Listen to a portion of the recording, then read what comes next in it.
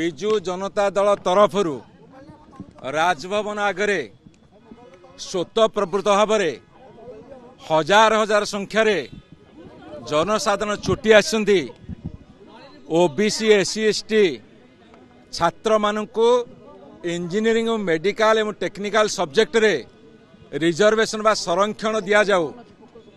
एमाने जो भारतीय जनता पार्टी सरकार जो संरक्षण घोषणा करिसेंती ये केवल जनरल स्टडीज रे +3 रे 2,73,000 सीट रु 70-80,000 सीट खाली पड़ुची सेठी संरक्षण देबे।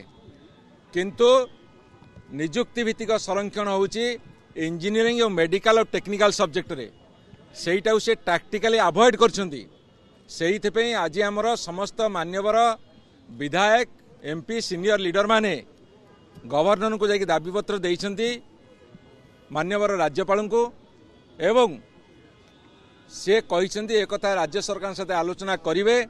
आमे एठू राज्यपाल को भेटी सारा पर गोटे विशेष वार्ता देवाक चाहूँ सरकार को जदि एससी एसटी पिला 20% जगार 39% तंकर जा प्राप्य दि जाऊ।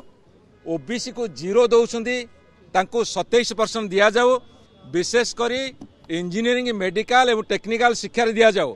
नचेत आज जो झलक देखिसंती से देखिए यह केते भयंकर हो पारे।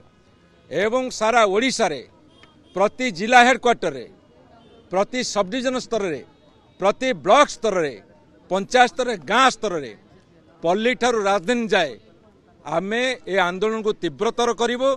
जेते दिन पर्यंत 54% ओबीसी 39% एससी एसटी तांकर न्याज्य दाबी हासिल करना विजु जनता दल दुर्बार शपथ नहीं ए आंदोलन को बढ़ेबा एवं दरकार पड़िले ए सरकार समस्त रथचक को अचल कर दिया जिवो।